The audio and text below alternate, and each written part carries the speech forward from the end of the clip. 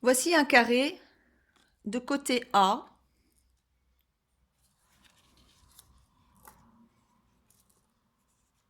Et donc, quelle est l'expression de son aire? Côté fois côté, donc A exposant 2.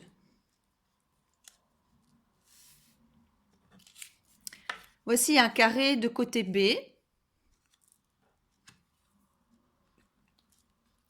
Carré de côté B.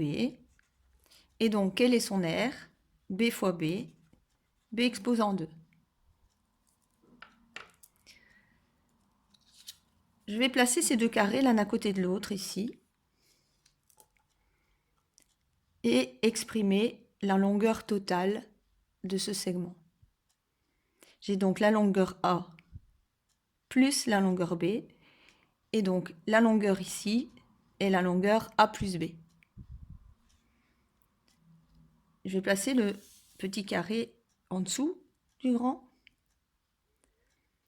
Et donc, quelle est la longueur totale ici? A plus B. Et donc, qu'est-ce que j'ai comme figure là? Un carré de côté A plus B sur A plus B. Et donc, quelle est l'aire de ce carré? Côté fois côté, donc A plus B, le tout au carré. Comment vais-je exprimer cette aire autrement? Eh bien, je vais replacer mes carrés de tout à l'heure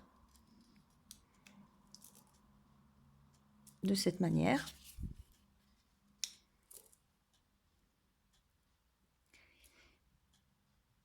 Et qu'est-ce qui me reste à combler comme surface? Ceci et ceci. Quelle est la longueur de ce rectangle? C'est la longueur A. La largeur de ce rectangle, la longueur B. Et donc, l'aire de ce rectangle, A fois B. L'aire de ce rectangle, A fois B. Si j'observe d'un peu plus près, ici, c'est le rectangle isométrique à celui-là. Ils sont parfaitement superposables. Et donc, je vais placer ici et là des rectangles dont l'aire est A fois B, donc AB.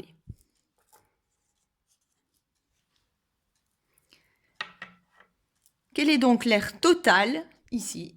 On va l'exprimer sous forme d'une somme.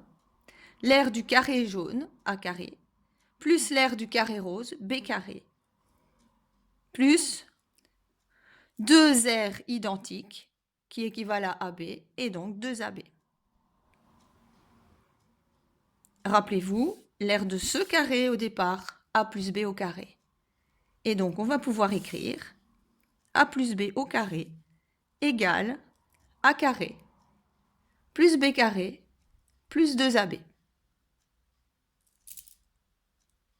Cela correspondra au carré d'un binôme.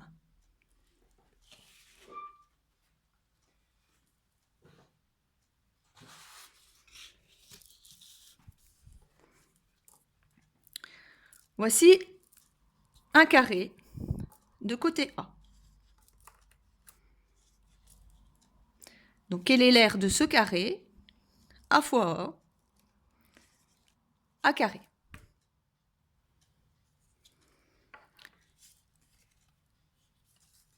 Je vais de ce grand carré retirer un petit carré de côté B. Je retire ce petit carré.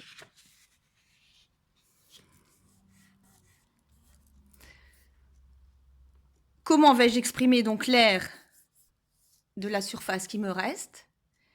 C'était l'aire du grand carré, A carré, de laquelle on retire l'aire du petit carré. Donc A carré moins B carré.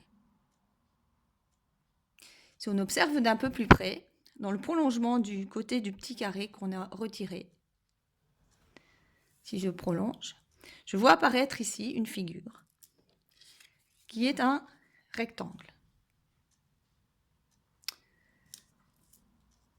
ce rectangle a pour dimension, quelle dimension? Le côté B de mon petit carré qu'on a retiré. Et l'expression de la longueur va être laquelle? Eh bien, c'est la longueur A moins la longueur B. Donc, cette longueur correspond à A moins B. Je vais déplacer ce rectangle pour former une autre figure. Donc, je vais faire ceci. Voilà. Et je n'ai fait que déplacer le rectangle qui était là, ici. Donc, l'aire de tout à l'heure, qui correspondait à A carré moins B carré, est égale maintenant à l'aire de cette figure. Cette figure, qu'est-ce que c'est? C'est un rectangle. Quelle est sa longueur? A plus B. Quelle est sa largeur? Je te rappelle qu'au départ, ceci. Donc, comment exprimer cette longueur? C'est A moins B.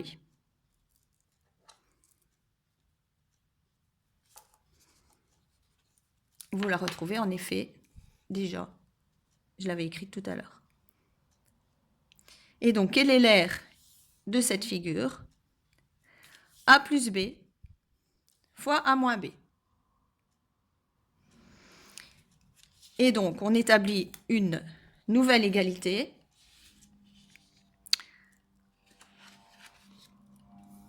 A carré moins B carré égale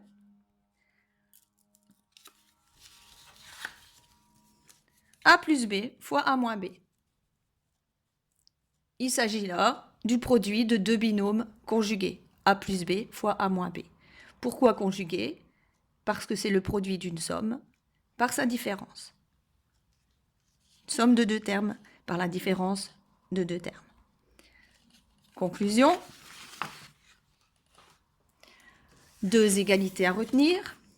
La première, le carré d'un binôme A plus B au carré égale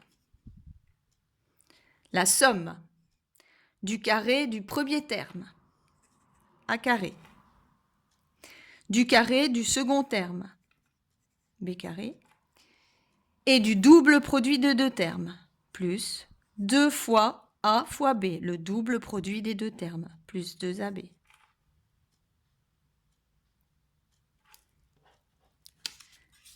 La seconde formule à retenir, le produit de deux binômes conjugués,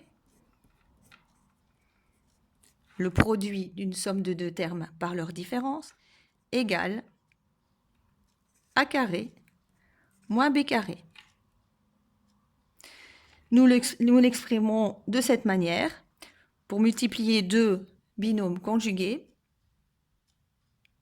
on prend le carré du terme qui ne change pas de signe, A et A ont le même signe, A carré, et on retranche, on retire le carré du second terme, celui qui change de signe. Dans un des binômes, là, le B est précédé du signe plus, dans l'autre, le moins. Et donc, on retranche le carré du terme qui change de signe. Deux formules à retenir que nous appliquerons dans les exercices.